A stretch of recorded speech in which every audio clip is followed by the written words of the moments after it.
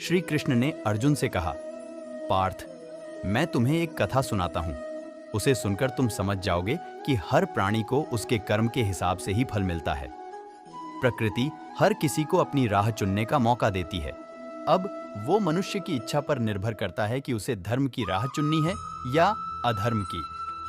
कथा शुरू करते हुए श्री कृष्ण ने कहा, एक नगर में दो पुरुष रहते थे। एक पुरुष व्यापारी था जिसके जीवन में धर्म की बहुत महत्ता थी। वह पूजा पाठ में यकीन रखता था। वह हर रोज मंदिर जाता था और दान धर्म भी करता था और हर रोज भगवान की पूजा करता था। वहीं दूसरा पुरुष बिल्कुल विपरीत था। वह हर रोज मंदिर तो जाता था लेकिन पूजा करने नहीं, बल्कि मंदिर के बाहर से जूते चप्पल चुराने। उसे दान और धर्म से कोई लेना देना नहीं था।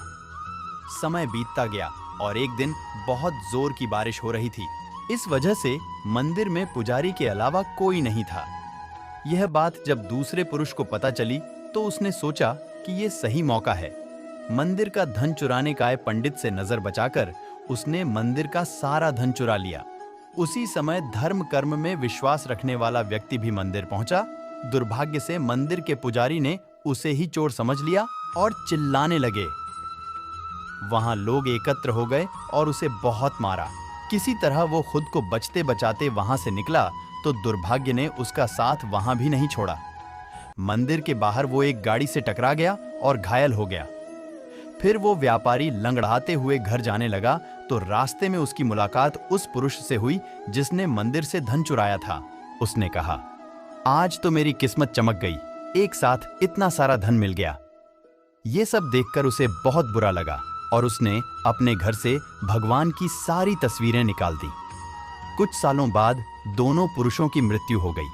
मरने के बाद जब दोनों पुरुष यमराज के पास पहुंचे और भले पुरुष ने दूसरे व्यक्ति को देखा तो उसे बहुत गुस्सा आया। उसने क्रोधित होकर यमराज से पूछ ही लिया, मैं तो हमेशा अच्छे कर्म करता था, दान में विश्वास रखता था, उसके बदले जीवन भर मुझे अपमान और दर्द ही मिला और इस व्यक्ति ने हमेशा बुरे कर्म किए, फिर भी इसे नोटों से भरी पोटली। आखिर ऐसा भेदभाव क्यों? इस पर यमराज ने कहा, पुत्र, तुम गलत समझ रहे हो। जिस दिन तुम्हारी गाड़ी से टक्कर हुई थी वो दिन तुम्हारे जीवन का आखिरी दिन था, परंतु तुम्हारे अच्छे कर्मों की वजह से तुम्हारी मौत सिर्फ एक छोटी से चोट में बदल गई। तुम इस दुष्ट व्यक्ति के बारे में जानना चाहते हो। दरअसल इसके भाग्य में राजयोग था, मगर इसके कुकर्मों और अधर्म की वजह से वो सिर्फ एक छोटी सी धन की पोटली में बदल गया। मनुष्य को समझ में नहीं आता है, मगर आप अच्छे कर्म करते रहें तो भगवान की कृपा हमेशा बनी रहती है। इसलिए अपने अच्छे कर्मों को बदलना नहीं चाहिए, क्योंकि उसका फल हमें इसी जीवन में मिलता है। इसलिए मनुष्य का फर्ज है कि वो हमेशा अच्छे कर्म करता रहे, क्योंकि श्री कृष्ण ने गीता में भी बताया है कि किसी के द्वारा किया गया कर्म बेकार नहीं जाता है, चाहे वो अच्छा हो या बुरा।